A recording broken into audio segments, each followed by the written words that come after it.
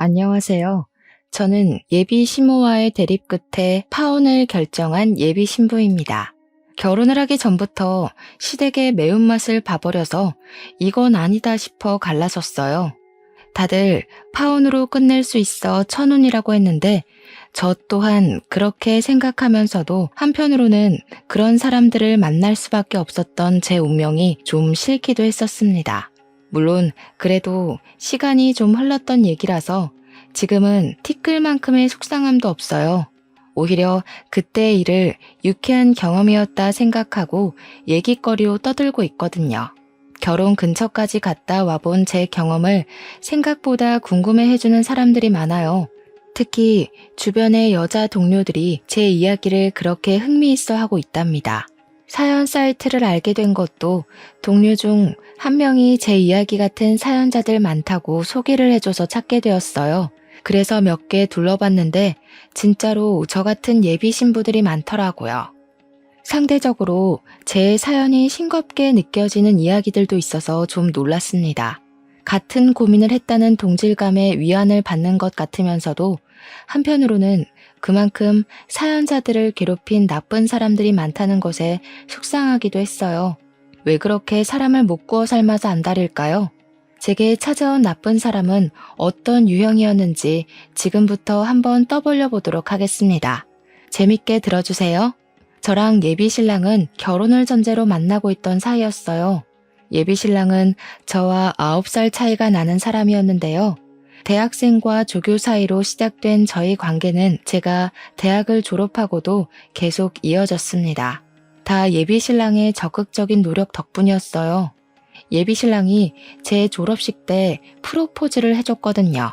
프로포즈 때문에 저희 관계가 더욱 돈독해진 건 맞지만 일단 저는 그 청혼에 대해 고민이 많았습니다.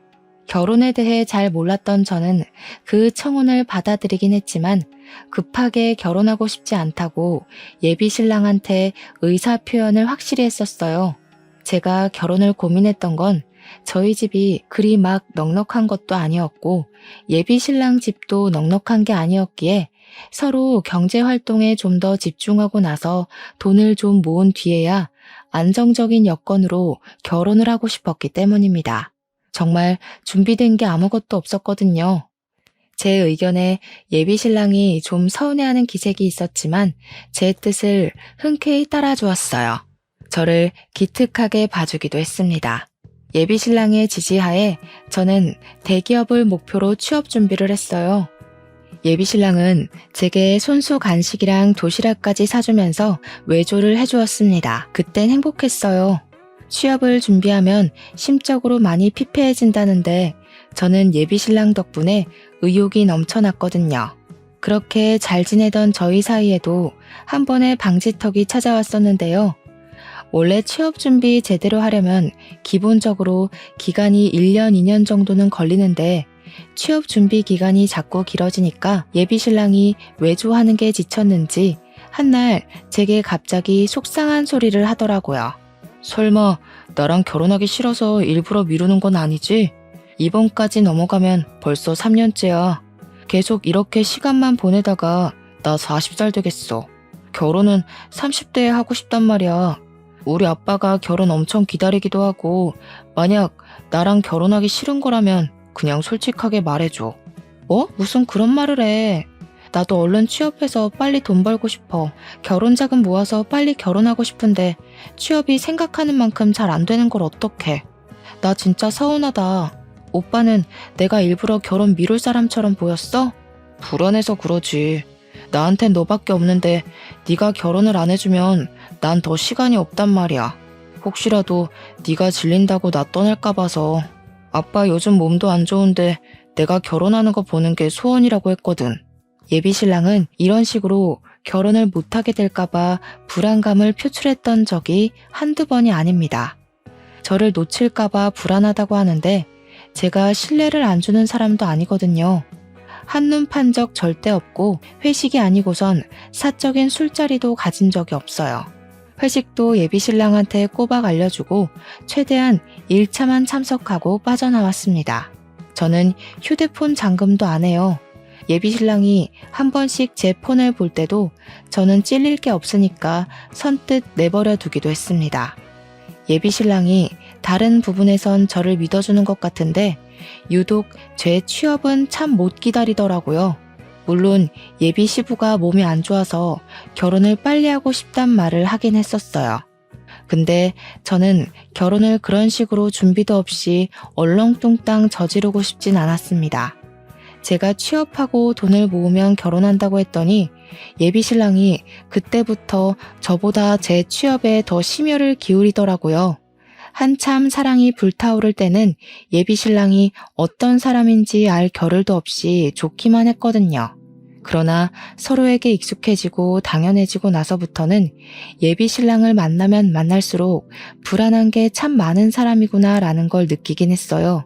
그리고 생각보다 현실적이고 부정적인 의사 표현도 많이 한다는 걸 점점 알게 되었습니다.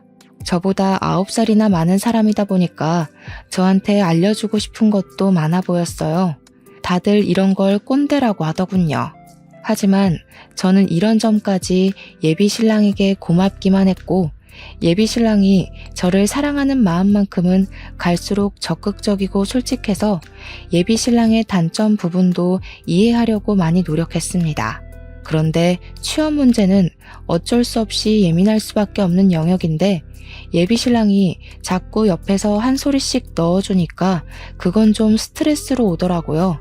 그래도 다 날 위해서 조언해주는 거라 생각해서 제가 필요한 잔소리만 걸러서 들었어요. 제 입장에서는 예비 신랑이 스트레스지만 예비 신랑 입장에서는 결혼을 늦추는 제가 골칫거리 아니겠습니까? 우리가 고작 이런 문제로 헤어질 만큼 얕은 사이도 아니고 그저 둘 다 예민한 시기이기 때문에 잠깐 권태기가 올랑말랑 하는 거라 생각했어요. 최대한 자비를 갖고 하루하루 지냈습니다. 그러던 어느 날 예비 신랑에게 고비가 닥쳐왔는데요. 예비 시부가 돌아가시면서 예비 신랑뿐만 아니라 예비 시댁 자체가 정말 많이 힘들었습니다. 특히나 제 마음을 좀 불편하게 만들었던 부분은 예비 신랑이 예비 시부가 살아계실 때 결혼하는 모습 보여주고 싶어 했다고 했잖아요. 제 고집 때문에 예비 신랑이 다시는 그 꿈을 이루지 못하게 되어서 제가 혼자 얼마나 죄책감을 느꼈는지 모릅니다. 그래서 더 예비 시부 영정사진 앞에서 고개를 들지 못했어요. 훨씬 더 번듯하고 자리 잡은 며느리감으로 당당하게 인사를 드리려고 했지 절대 이런 식으로 첫인사를 드리려던 게 아니었거든요. 그날은 예비 신랑을 감히 위로하지도 못하고 옆에 묵묵히 있어주기만 했습니다. 그리고 예비 시부 장례식에 갔으니 당연히 준비 없이 예비 시모까지 만날 수밖에 없었는데요. 저랑 예비 신랑이 아무것도 결정한 게 없어서 그렇지 결혼을 전제로 만나고 있긴 했으니까 인사를 정중하게 드려야 될 것 같았어요. 예비 시모에게 저를 소개하고 싶다는 예비 신랑의 말을 듣고 망설이지 않았습니다. 예비 시모마저 놓친다면 제가 예비 신랑 앞에서 더욱더 면목이 없을 것 같았으니까요. 예비 시모 첫인상은 좀 퉁퉁한 편에 웃음이라고는 없을 것 같은 어두운 상이었습니다. 예비 신랑이 저를 인사시켜주는데 경황이 없어 그런지 예비 시모가 정말 딱 제 인사만 받고 다른 사람들만 신경을 쓰더라고요. 이 부분은 경황이 없는 게 맞으니까 당연히 제가 이해를 한 부분이었습니다. 저는 최대한 피해되지 않는 선에서 장례를 돕고 예비 신랑의 상실감을 옆에서 다독여 주었죠. 제가 결혼을 미뤘다는 건 예비 시댁에서도 알고 있는 사실이었을 겁니다. 예비 신랑이 결혼하고 싶은 사람 생겼다고 언질은 해놨다는 걸 제게 말해준 적이 있었거든요. 그 때문에 예비 시부가 저를 빨리 보고 싶어 하기도 했었어요. 그런데 제가 그 이상의 확실한 행동을 안 보여주니까 예비 시모도 저한테 서운한 점이 있었을 수 있겠다 생각했습니다. 그냥 그땐 예비 시모가 제게 너무 냉담해서 그런 별 생각이 다 들더라고요. 시집도 안 갔는데 벌써 시집살이를 당하는 기분이었달까? 안 좋게 시작해서 좋을 것 없을 테니 빈소에 있는 동안만이라도 저는 나름 잘 보이고자 노력을 했습니다. 그리고 저와 예비 신랑의 관계가 서서히 변하기 시작했던 건 그날 이후부터였어요. 예비 시부가 돌아가시고 홀로 있는 예비 시모가 걱정됐던 예비 신랑이 저와의 약속을 점차 줄이려는 게 눈에 보이더라고요. 물론 항상 저한테 양해는 구했습니다. 미안해. 아직은 엄마 혼자 못 둬서 오늘도 못 만날 것 같다. 네가 이해 좀 해줘. 형제도 나 하나밖에 없어서 내가 엄마 돌봐야 돼. 예비 시모가 예비 시부를 잃은 충격이 너무 커서 집에 혼자 있는 게 싫다고 얘기를 했었대요. 혼자 있으면 하루 종일 밥도 안 먹고 울기만 한다네요. 그 때문에 예비 시모가 걱정되었던 예비 신랑은 원래 자취를 하고 있었는데 짐을 싸들고 예비 시댁에서 지내기까지 했습니다. 저 같아도 엄마가 아빠를 잃고 홀로 슬퍼만 하고 있다면 다른 사적인 약속 못 잡을 것 같긴 했어요. 자식 마음이 다 그런 거 아니겠습니까? 그래서 부모를 걱정하는 예비 신랑의 마음도 충분히 공감되었어요. 그런데 그렇다고 예비 신랑과 아예 만남을 끊은 건 아니라고 봤습니다. 제가 취업 준비를 해야 해서 원래도 잘 못 만나고 있던 중이었거든요. 그런 상황에서 더 못 만나게 되니까 아예 안 보는 것과 같더라고요. 우리가 결혼할 사이가 맞나? 싶기도 했어요. 오히려 예비 신랑이 곁에서 완전히 사라진 것 같으니까 취업 준비도 더 안 되었어요. 자꾸만 저도 모르게 딴 생각을 하고 있더라고요. 당연히 좋아하는 사람이니까 걱정이 되잖아요. 근데 예비 신랑의 상황이 상황인지라 계속 만남을 고집할 수도 없고 조를 수는 더더욱 없어서 한없이 이해만 해주었는데요. 한 번씩 연락을 하면 예비 신랑은 늘 같은 말만 했어요. 예비 시모 얘기를 꺼내면서 출퇴근 말고는 시간을 내기가 곤란하다고 말이죠. 못 만나는 것도 걱정이었지만 더 신경 쓰였던 건 예비 신랑도 많이 우울하고 힘들어 보였다는 겁니다. 예비 시모야 당연히 반평생 함께한 배우자를 보냈으니 힘들겠죠. 근데 그건 자식도 마찬가지잖아요. 예비 신랑이 예비 시모만 보필하느라 정작 자기 슬픔은 감추고만 있는 것 같아서 안쓰러웠습니다. 그런데도 제가 할 수 있는 건 전화나 메신저로 위로하는 것밖엔 없었어요. 결혼할 사람이고 인연으로 묶일 집안이기는 하지만 냉정하게 말하자면 아직은 저랑 상관없는 집이기 때문에 저는 제 할 일이 우선이긴 했습니다. 그래서 예비 신랑에게 만나자는 말은 더더욱 안 하게 되었어요. 저희는 그렇게 2개월 정도 강제로 못 만났습니다. 예비 시부 돌아가시고 나서는 제가 항상 먼저 예비 신랑에게 연락을 했었는데 어느 날 웬일로 오래간만에 예비 신랑한테서 먼저 전화가 온 적이 있었어요. 당시에는 예비 신랑의 의도를 전혀 몰랐는데 지금 생각해보니 이때야말로 제가 사연을 쓰기 시작한 이유의 근원이기도 한 부분이네요. 요즘 통 연락이 없네. 나도 엄마가 더 안 좋아져서 연락 따로 못했어. 우리 얼굴 못 본 지도 오래됐다. 이러다가 결혼 못하게 될까봐 갑자기 걱정이야. 취업 준비는 잘 돼가? 집중하려고 노력 중이야. 어머님 더 안 좋아지셔서 어떡해? 오빠 혼자 보필하는 것도 많이 힘들겠다. 오빠 쉬지도 못하지? 일할 때는 또 어머님 혼자 두고 나가야 되니까 얼마나 불안하겠어. 도움이 못 돼줘서 미안해. 웬만하면 괜찮다고 말해주고 싶은데 진짜 힘들어서 차마 그 말은 못하겠다. 그보다 우리 결혼이 더 걱정이지 않니? 이대로면 그냥 자연스럽게 헤어질 것 같아서 내가 좀 생각을 해봤거든. 내가 따로 시간 내서 밖에는 못 나가니까 네가 우리 집에 오는 게 어때? 엄마는 방에서 꿈쩍 안 해서 불편한 건 없을 거야. 처음 예비 신랑의 제안을 들었을 땐 당황스러웠습니다. 예비 시모한테 인사를 정식으로 올리지도 못했고 장례식장 때 나타나는 바람에 도리어 이미지만 안 좋게 찍힌 것 같은데 예비 시댁으로 오라니요. 다른 것보다 예비 시모의 존재가 마음에 걸려서 선뜻 예비 신랑 말에 대답을 못했습니다. 그렇다가도 예비 신랑이 혼자서 많이 고생하는 게 느껴져서 마음이 쓰이긴 했어요. 또 예비 신랑 말도 일리가 있잖아요. 제가 가주지 않는 이상 결혼은커녕 이대로 헤어질 게 뻔해 보였는데 그때는 작별이란 거 염두에 두지 않았을 때거든요. 그래서 결국 제가 예비시댁으로 가는 걸 수긍했던 겁니다. 그때부터 저랑 예비신랑은 일주일에 한 번씩 예비시댁에서 만남을 가졌습니다. 예비시모는 여전히 상실감 때문에 상태가 많이 안 좋은 상황이었어요. 제가 인사를 드렸을 때도 그저 누워서 일어나질 않으시고 한숨만 쉬고 계셨습니다. 그래서 저는 더 비타민처럼 밝게 행동했어요. 첫 단추를 잘못 끼우긴 했지만 다시 올바르게 맞춰 끼울 수 있을 거라고 믿었습니다. 미련하게 왜 그랬냐고 눈초리를 받을 수 있다고 생각해요. 하지만 그때는 제가 그만큼 예비신랑을 좋아했었습니다. 저는 예비시모의 마음을 사기 위해서 일주일에 한 번씩 방문할 때마다 사력을 다했어요. 제 의지로 손수 요리도 하고 청소도 해주면서 예비시모의 살림 걱정이라도 덜어주려고 했습니다. 예비신랑 또한 저를 도와 같이 청소하고 빨래도 하면서 집안의 온기를 되살리기 위해 노력했어요. 그렇게 2-3달이 지날 때였어요.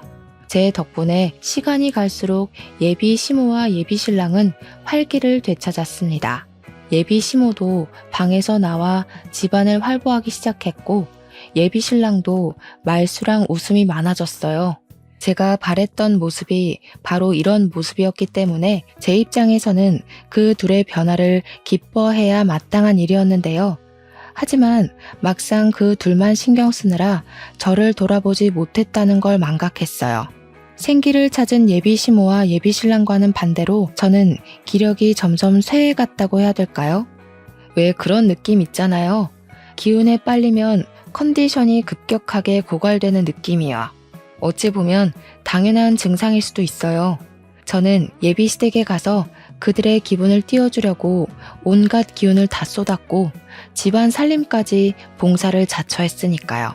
근데 말씀드렸던 대로 저는 제가 좋아서 했을 뿐이었어요.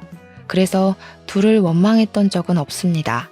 근데 문제는 다른 부분에 있었어요. 둘이 기운 없어서 다 죽어 있을 때는 저절로 돕고 싶은 마음이 가득했는데 두 사람이 살아났을 땐 굳이 제가 더 도울 필요가 없다고 생각했거든요. 그러나 둘이 기운 차릴수록 저의 봉사 정신을 당연하게 받아들이기 시작했다는 거예요. 특히 예비시모 태도가 그러했습니다. 도와줘서 고생했다, 고맙다 이런 말은 바라지도 않았어요. 그런 걸 바라고 도와드리는 건 아니었으니까요. 근데 그렇다고 저를 호구로 보라고 한 짓들은 아니었거든요. 저는 아직 시모의 며느리가 아니잖아요. 저만의 기준이 있어서 딱 그만큼만 예비시댁에 도움이 되려고 했던 건데 당황스럽게도 예비시모가 저를 보는 눈빛에 이미 며느리를 대하는 감정이 담겨 있는 것 같았어요.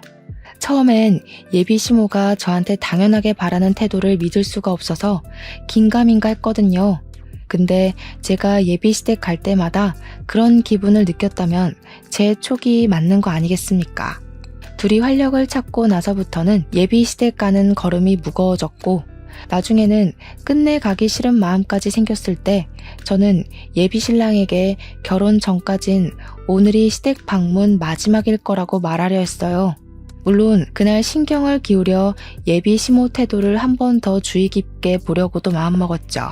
지난번에 구석구석 먼지가 그대로더라. 오늘은 안쪽 방까지 신경 써서 닦아놔라. 그리고 집에서 원래 그렇게 간을 짜게 하니? 젊은 사람들이야 젊은 몸 믿고 멀쩡할지 모르겠는데 우리같이 나이 든 사람들은 하루하루가 달라. 우리 아들도 이제 곧 40이라서 그리 짜게 먹으면 안 된다. 앞으로 나한테 하나하나 검사받아서 상에 올리도록 해라. 예비시댁 집 평수가 38평은 된다고 들었습니다. 그동안 바닥을 닦아준 건 맞지만 그건 예비시모가 시름시름 앓아서 못 일어나고 있을 때였어요. 예비시모는 훨씬 어린 우리 엄마보다도 건강해 보였는데 그런 사람이 저한테 당연하게 걸레를 던져주니까 좀 기가 막혔습니다. 그리고 기껏 음식해서 바쳤더니 사람 정성은 모른 채 하며 요리 못한다고 트집 잡는 것도 기분이 나빴어요. 예비시모의 행동이 잘못되었다는 걸 그 순간에 확신했던 저는 예비시댁 방문을 마지막으로 하는 게 아니라 이 결혼 자체를 그날로써 종결지어야겠다고 결심을 해버렸습니다. 그런 와중에 예비 신랑은 제 결심에 쐐기라도 박듯 얄미운 소리를 했는데 아주 가관이더군요. 시어머니 될 사람한테 잘 보이는 거라고 생각해. 미리 며느리 연습해두면 좋잖아. 나는 어른한테 잘하는 여자가 좋더라. 내가 사랑하는 여자가 어른한테 잘하면 더 사랑스럽고 어떻게 나한테 이런 천사 같은 여자친구가 왔는지 몰라. 그동안 자기를 가만히 보면서 우리 집에 꼭 필요한 사람이라고 느꼈어. 예비 신랑이 저더러 자기 엄마한테 잘하라고 살살 구슬리는데 제가 예민한 상황에서 그런 소리를 들으니까 이 사람의 의도가 확대 해석이 되더라고요. 그동안은 예비 신랑이 좋아서 그저 맞춰주고 싶기만 했다면 그 뒤부터는 그저 자기 사용만 챙기려는 이기적인 사람으로 보였어요. 저는 신부 수업을 받으러 예비 시댁을 다녔던 게 아닙니다. 예비 신랑을 위로하고 싶었고 예비 신부가 될 사람으로서 배우자가 보고 싶었을 뿐이었고 예비 시모가 울적하게 괴로워하는 것이 속상해서 힘이 되어주고 싶었던 거라고요. 그런 저의 호의는 결코 노동이 아니었다는데 제 진심이 그들에게 잘못 전달이 된 것 같았습니다. 아니면 그들이 원래 남의 호의를 권리로 생각하는 못된 사람들이었겠죠. 어쨌든 제 입장에선 이런 관계는 건강하지 못하다고 봤어요. 분명히 말하지만 저는 도움 준 사람에게 호구라고 욕하면 안 된다고 봅니다. 명백히 잘못한 건 남의 호의를 쉽게 보는 상대방의 저급한 마인드인 거예요. 그래서 저는 호의 하나 구분 못하고 사람을 막 대하는 인간들과는 인연을 만들지 않기로 마음먹은 겁니다. 저는 예비 시모에게 받은 걸레를 바닥에 툭 던졌습니다. 그리고 손을 씻고 나와서 겉옷을 챙겼어요. 그리곤 제 행동을 알 수 없는 눈으로 보고 있는 예비 시모에게 똑똑히 말씀드렸어요. 어머니, 저 이 집 며느리로 들어온 거 아니고 오빠 여자친구로 놀러 온 거예요. 그동안 어머니랑 오빠가 기운 없어 보여서 베풀어 준 거지 이 집에 잡일하러 들락거린 거 아닙니다. 집안일 원래 다 어머니 일이잖아요. 보니까 두 손 두 발 멀쩡하시고 남일 간섭하는 것 보니 정신 상태도 멀쩡하신 것 같은데 제 일 아닌 걸 제가 계속할 순 없죠. 뭐야? 제 말하는 것 좀 봐라. 뭐가 어쩌고 어째? 어차피 우리 아들이랑 결혼할 거라면서 시엠이 될 사람한테 벌써부터 대들기나 하고 나중에 할 일 지금 연습하는 건데 이런 것도 못 견뎌서 어디 우리 아들 모실 그릇이나 되겠니? 모셔요? 저는 오빠랑 결혼을 하려고 한 거지 종살이 하려고 만난 거 아닌데요. 오빠는 아내가 아니라 집사가 필요한 거였어요? 그렇다면 더 이 결혼 안 해야겠네요. 이렇게 개고생해서 연습해봤자 뭘 얻는데요. 어머님이랑 저 남자요? 노동에 대한 대가가 겨우 그 정도라면 제가 이런 무모한 짓을 할 필요가 없죠. 그냥 결혼 포기할게요. 저 건방진 애를 봤나? 지질이 일도 못하는 거 몇 날 며칠을 받아주면서 넘어갔더니 뭐라고? 취직도 못하는 백수 주제에 뭘 믿고 목소리를 높여? 너 같은 게 우리 아들처럼 수준 높은 남자를 만날 수 있을 것 같아? 아무짝에 쓸모가 없으면 집안일이라도 잘할 줄 알아야지. 쪽팔려서 누가 백수를 며느리로 받아주겠어? 역시 예비 시모는 저를 이미 며느리로 보고 있었던 것 같았어요. 저 방금 예비 시모 말에 잠깐 반항을 했을 뿐인데 어마무시한 질타를 받지 않았습니까?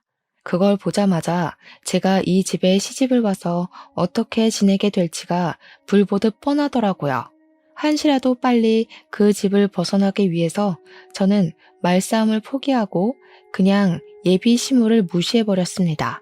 그러니까 제게 사태질을 하면서 요양한 년이라고 욕을 하던 시모가 숨을 헐떡거리는 척 연기를 하더군요. 저는 신경 쓰지 않았어요.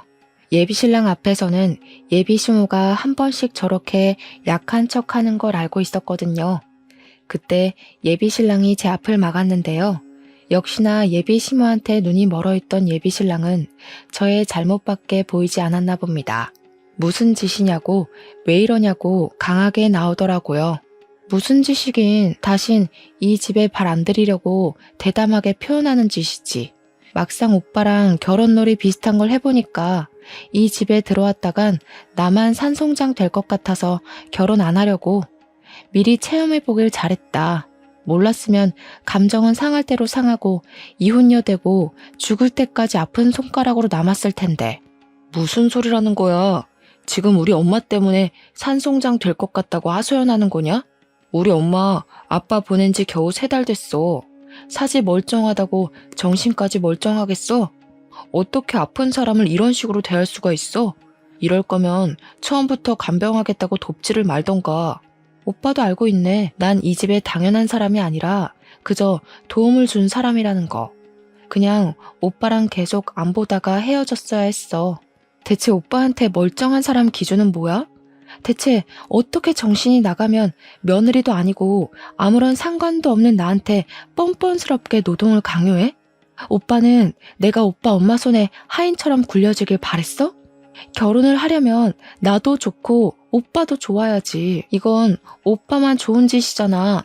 취업 준비로도 안 생기던 다크서클이 예비 시댁을 들락거리면서 생겼다고 예비 신랑한테 얼굴을 들이밀며 보여줬더니 예비 신랑이 당황해서 한 발자국 물러나더군요. 그런 예비 신랑에게 결혼은 없던 일로 하자고 말한 뒤에 집을 나왔습니다. 예비 신랑이 그 어떤 대답을 하지도 않고 그날 하루 연락도 없었지만 저는 당연히 작별을 한 거라고 생각했어요. 그런데 한 이틀 뒤에 예비 신랑한테 전화가 오기 시작하더라고요. 안 받았습니다. 문자 오는 것만 봤는데 저한테 눈 부릅뜨고 예비 시모 편들 때는 언제고 절절 매달리며 제발 만나자고 난리가 났더군요. 황당하게도 전화는 예비 시모한테서도 왔습니다. 예비 신랑이면 몰라 제가 예비 시모 연락을 받아야 되는 이유가 뭐 있겠습니까? 며느리도 아니고 며느리 될 사람도 아니고 파혼을 한 이상 남일 뿐인걸요. 그래서 예비 시모 연락처는 아예 수신 차단해버렸어요. 그러니 웃기게도 예비 신랑이 제 자취방을 찾아왔더라고요. 오밤중에 급히 문을 두드리길래 뭔가 싶어 문을 열었더니 예비 신랑이 울먹거리고 있었습니다. 그러면서 다급하게 하는 말에 좀 당황했어요. 엄마가 약을 드셨어. 너 때문에 혈압까지 높아졌다고.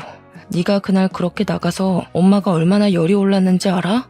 너만 아니었어도 엄마가 쓰러지는 일은 없었어. 당장 우리 엄마 책임져. 제가 뭘 했다고요? 며느리도 아닌 제가 그 집안일 내팽개치고서 박차고 나왔다고 뒷골이 당겨 넘어가더니 이걸 놀라 자빠져줘야 하나 모르겠더라고요. 일단은 예비 신랑을 마주하니까 표정이 곱게 만들어지지 않은 건 사실이에요. 제가 무감하게 서 있기만 하자 예비 신랑은 제 멱살까지 잡고서 흔들었습니다. 예비 시모는 예비 신랑이 출근한 사이 약을 먹은 듯했고 예비 신랑이 퇴근하고 와서 쓰러져 있는 예비 시모를 발견했다고 했어요. 나 때문에 병원에 실려간 거니까 당장 같이 가자는 예비 신랑의 말을 무시하고 경찰에 신고하려 했지만 예비 신랑이 너무 울어서 2차 사고까지 발생할 것 같더라고요. 그래서 저는 할 수 없이 병원을 같이 갔고 병실에 누워 안정 취하고 있는 예비 시모를 보았습니다. 예비 시모는 저를 보자마자 이놈 하면서 못 가누는 몸을 움직여 잡히는 대로 던지기 시작했어요. 그러니 같이 병실 쓰는 주위 사람들이 저를 정말 썩을 년인 줄 알고 쳐다보더라고요. 그새 뭐라고 짓거려 놓았나 보죠. 여기가 어디라고 찾아와? 너 같은 건 우리 집 며느리로 절대 인정 못한다. 며느리 노릇도 못 견딜 거면 뭐하러 내 아들이랑 붙어먹어? 싹수 없게 어른 앞에다 걸레나 툭툭 던지고 너 같은 며느리 때문에 나라가 망하는 거야. 돈도 안 벌면서 우리 아들 등골 빼먹을 궁리만 했지? 내 착한 아들이 아무것도 모르고 이것저것 다 해주니까 만만했냐? 꼴도 보기 싫으니까 꺼져. 베개나 칫솔, 쓰레기 뭐 이런 건 던지더라도 질량이 가벼워 제가 있는 거리까지 닿지는 않았는데요. 물이 반쯤 든 물통은 힘을 제대로 받아서 제 얼굴까지 날아왔습니다. 눈을 정통으로 맞았더니 그제야 예비 신랑이 예비 시모를 말리면서 저더러 일단 밖에 나가 있으라고 소리를 치더라고요. 어처구니 없었고 화가 치밀어 올랐지만 다른 환자들이랑 보호자들 생각해서 일단 밖으로 나갔어요. 눈 주위가 따끔거려 휴대폰으로 확인했더니 피부가 살짝 찢어진 걸 발견할 수 있었습니다. 짜증이 솟구쳤던 저는 속으로 삭히기만 하면서 간호사가 있는 카운터로 찾아갔어요. 몇 호실 보호자라는 걸 밝히고 따로 부탁을 해 가볍게 치료를 받았습니다. 그때 저를 치료해준 간호사가 무슨 일 있는 거냐고 묻더라고요. 이미 간호사들도 난동의 주인공이 예비 시모라는 걸 알고 있었는데 그 내막까지는 차마 몰라서 궁금해하고 있었습니다. 저는 숨길 거 없다고 생각했어요. 어차피 더 이상 저랑 관련 없는 사람들이고 제가 잘못한 건 더더욱 없었기에 남의 귀로 제 이야기가 들어가는 것에 거리낌이 없는 상태였어요. 그래서 제 상황과 제 입장을 따로 설명 주었습니다. 그랬더니 주위에 있던 다른 간호사들까지 다들 미래의 며느리 될 사람들이다 보니까 대동단결해서 같이 화를 내주더라고요. 그러면서 제게 슬쩍 말해주는 사실이 하나 있었는데 지금 생각해도 이 사실은 창피하고 웃긴 일이라고 봐요. 간호사가 하는 말이 예비 시모가 약을 먹고 실려왔다고 진단이 되어 있다는데 그게 다 뻥이라고 하더라고요. 약 먹고 의식을 잃은 환자들은 특히나 시간이 더 금이고 위세척만 하면 살릴 수 있기 때문에 병원에서 난리가 났었다는데요. 정작 수술을 진행하러 들어갔더니 예비 시모 위가 너무 깨끗한 데다가 맥박은 물론 혈압까지 정상 수치라서 김이 팍 샜었다고 합니다. 수면 마취만 하고 잠만 자고 일어난 거래요. 의사가 예비 시모더러 그만 퇴원해도 된다고 했는데 예비 시모가 계속 약 먹고 정신 잃었었다고 끝도 없이 고집 부려서 병실에 있는 거라고 했습니다. 제가 치료받으러 찾아오기 전까지만 해도 간호사들끼리 이미 예비 시모 험담을 몰래 하고 있었다더라고요. 그렇다고 환자인 예비 시모에게 공직자들이 뭘 할 수 있는 건 아니었고 대신 다른 병실에 양해를 구해줄 테니 잠깐의 소란은 피울 수 있도록 허락해 준다고는 했습니다. 저는 딱히 소란 피울 생각은 없었지만 간호사들이 용기와 기회를 주니까 잠시 가라앉던 분노가 다시 솟구치더라고요. 그래서 다시 병실을 돌아갔고 예비 시모 침대 쪽에만 커튼이 쳐져 있는 걸 보았습니다. 아까까지만 해도 제게 욕을 할 것처럼 쳐다보던 주위 환자와 보호자들의 눈빛이 좀 달랐는데요. 일단은 저를 향한 태도가 유순해졌다는 것이 느껴졌어요. 그 이유는 제가 커튼 가까이 다가가고 나서 눈치챌 수 있었습니다. 커튼 안에서 예비 시모와 예비 신랑이 수상하게 속닥거리는 대화가 들리더라고요. 엄마, 자꾸 이러면 젊은 애 못 들여와. 내 나이 곧 40이야. 그나마 9살 차이인 제가 제일 젊은 며느리일 거라고. 무슨 말인지 모르겠어? 나중에 엄마 늙으면 며느리도 같이 늙을 건데 골골대는 며느리가 엄마 보필이나 제대로 할 것 같아? 지금 엄마 봐줄 젊은 사람으론 제가 딱이라니까. 조금만 맞춰줘봐, 응? 취업을 해야 결혼한다고 했다면서. 취업 못하는 게 아니라 일부러 안 하고 있는 거 아닌지 제대로 확인해봐. 요즘 젊은 아가씨들은 자기 손에 안 보고 남편 돈만 받으면서 속 편하게 살려고 한다던데. 걔도 너 이용하는 걸 수도 있어. 그런데 내가 그 여시 같은 꼴을 그냥 지켜보라고? 엄마 제발, 그건 나중에 진짜 며느리 돼서 잡으면 되잖아. 일단은 쟤를 우리 집에 들이는 게 더 중요한 거라니까. 이팔 청춘 아가씨가 어디 구하기 쉬운 줄 알아? 내 나이면 어디 하나는 골병난 아줌마거나 말 많은 아줌마들밖에 못 데려와. 나도 늙고 며느리도 늙으면 누가 엄마 보필하겠어? 결혼하면 엄마가 며느리를 구워 삼든 말든 내가 간섭 안 할게. 듣자 하니 예비 신랑이 제게 접근했던 건 다 자기 부모님을 모실 체력 좋은 며느리가 필요했기 때문이었어요. 예비 시부는 돌아가셔서 어쩔 수 없는 거였고 예비 시모만큼은 힘 많고 체력 좋은 며느리를 붙여서 요양시키려고 했던 것 같았습니다.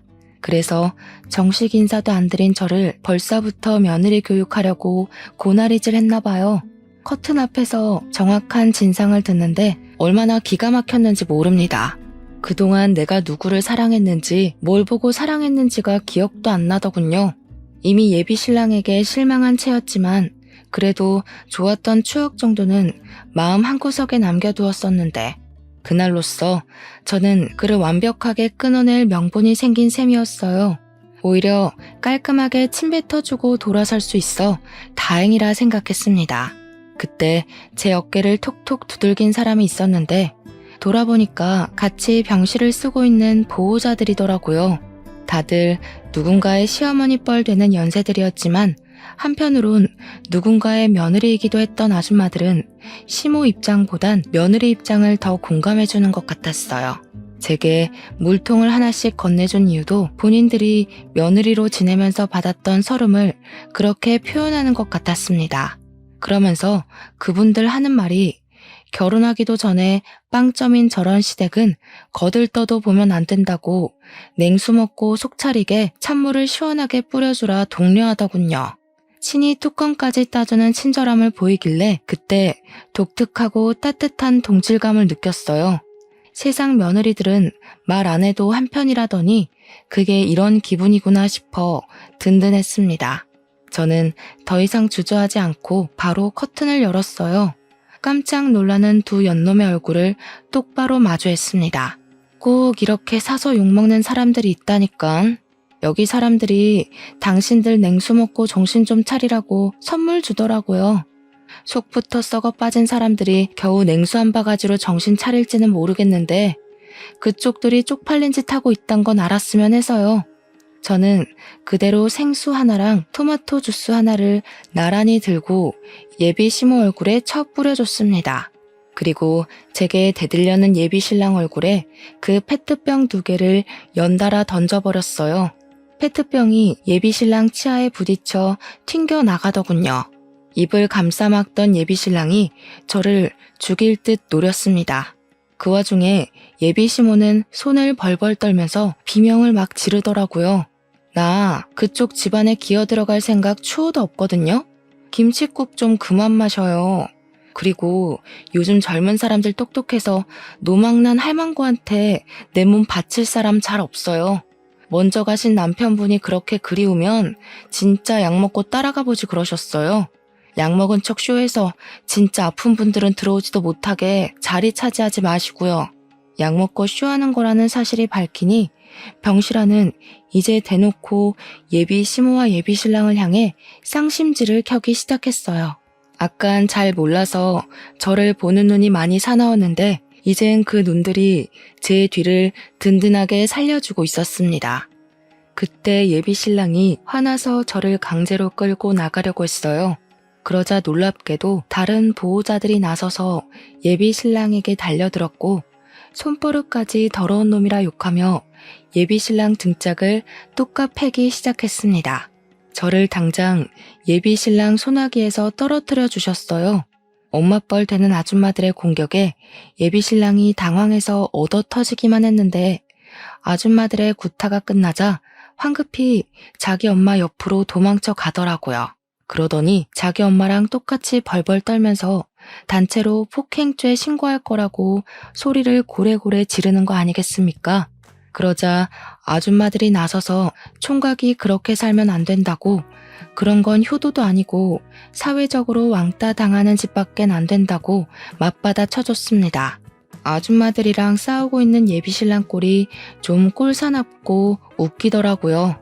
왜 다들 난리세요? 제가 뭐라고 했는지 모르겠는데 지금 이거 우리가 억울한 상황이거든요? 야, 너 대체 사람들한테 뭐라고 이간질한 거냐? 새파랗게 어린 년 기사회생 좀 시켜주려 했더니 감히 나 같은 복을 걷어차?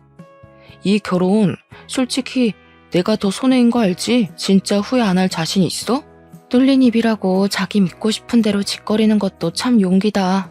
귓구멍이 막힌 거냐 생각이 없는 거냐? 우리 이미 끝난 사이라고 몇 번을 말해? 기사회생은 내가 널 그렇게 만들어줬지. 주변에서 욕하는 거 무시하고 겨우 조교밖에 못하고 있는 거 만나줬더니 네가 뭔 복이라는 거냐? 학교에서 다들 너더러 뭘 했는지 알아? 자기가 교수라도 된 것처럼 설친다고 난리더라. 뭐? 이게 어디서 구라야? 그리고 조교라도 나 교수 인맥 장난 아니거든? 내가 교수님들한테 부탁하면 당장 1,000만 원도 빌릴 수 있어. 네가 백날 취업 준비하고 사회생활을 빙빙 돌아봐라. 나처럼 이런 황금 인맥 만들 수 있을 거라 생각해? 몰랐구나. 아는 후배가 말해주더라. 교수님들이 오빠 일손 느리다고 빠릿빠릿하고 새파랗게 젊은 사람한테 일 일임할 거래. 어떡하냐? 이제 나이도 많아서 새 직장 구하는 것도 딸릴 텐데. 할망구 보살필 사람 필요하면 이참에 요양보호사 자격증 따서 직접 네 엄마 모셔봐. 혹시라도 며느리를 원하는 거면 그냥 죽었다 다시 태어나는 게 나을걸? 예비신랑은 조교 자리가 바뀔 거라는 제 말에 충격을 받아 그때부터 입만 벌리고 있었습니다. 그 옆에서 예비시모가 대신에 제게 쌍욕을 날리고 있었는데요. 저는 예비시모한테도 부디 평생 기억하고 살라고 경고를 한마디 남겨주었어요. 아들이 못나서 며느리를 못 보는 게 아니라 그쪽이 지지리도 궁상이라서 며느리 얻을 팔자가 없는 거란 걸 꼭 아셨으면 좋겠어요. 쓸데없이 입원해서 보험사까지 피곤하게 하지 마시고 그만 집에 가세요. 나는 왜 이렇게 못났을까 하는 반성은 하지 마셔요. 계속 성깔 더러우셔야 다른 아가씨들이 이 집에 시집 안 오죠. 예비 시모가 제 막말에 충격을 먹어 말을 버벅거렸는데 결국은 욕밖에 못하길래 그 욕에 보답하고자 옆에 있는 예비 신랑의 머리통을 대신 후려쳐줬습니다. 그러니 예비 시모가 욕을 뚝 그치더라고요. 그리곤 저는 그간 갖고 있던 모든 추억을 그 자리에 버리고 나왔어요. 예비 신랑이 뒤늦게라도 저를 쫓아나올 수 없었던 건 보호자분들이 붙잡아준 덕분이었습니다. 그대로 병원을 벗어난 저는 그 뒤로 자취방을 서둘러 내놓았고 친정집으로 가 지방에서 취업 준비를 시작했어요. 휴대폰 번호까지 바꿔버렸더니 정말 예비 신랑과는 더더욱 마주치는 일이 안 생기더라고요. 그렇게 5년이 지났어요. 지금까지도 저는 예비 신랑과 예비 시모를 코빼기도 본 적이 없습니다. 지방에서 일을 하고 있지만 한 번씩 서울에 가는데도 두 사람을 마주친 적은 없었어요. 그래서 어떻게 살고 있는지는 모릅니다. 그러나 분명한 건 저를 만났던 순간보다 잘 살고 있진 않을 거예요. 원래 못된 사람들은 나이 들수록 더 욕심과 고집이 강해지는 법이거든요. 그런 사람들의 결말은 하나같이 망조라고 봐요. 아마 그들은 앞으로도 계속 찾아오는 기회나 행운을 스스로 뻥 차버리다가 생을 끝내게 될 거라고 생각합니다. 그래서 지금은 과거의 그날이 그저 하나의 인생 경험으로만 남아있어요. 그 일 때문에 결혼에 실패하긴 했지만 그건 상대방의 문제였지 제가 결혼이 싫었던 건 아니었거든요. 때문에 저 지금 결혼 준비 중입니다. 과거와 달리 저를 진심으로 존중해주는 남자와 그런 시댁을 만나서 행복하게 준비를 하고 있어요. 사람이 상대방에게 진정으로 존중을 받아보니까 과거에 그런 싹수 없는 집안에 안 갔길 천만 다행이라는 생각이 들더라고요. 결혼 준비에 한창인 지금 갑자기 실패했던 과거 경험이 떠올라서 이렇게 사연을 써보았어요. 이번에 만난 예비 신랑 덕분에 저는 결혼이라고 다 불행한 거 아니고 시댁이라고 다 스트레스의 근원은 아니라는 걸 제대로 깨달았습니다. 이번엔 저도 직장이 있고 모은 돈이 있으니까 결혼 준비까지 완벽하게 마련되어서 마음이 편해요.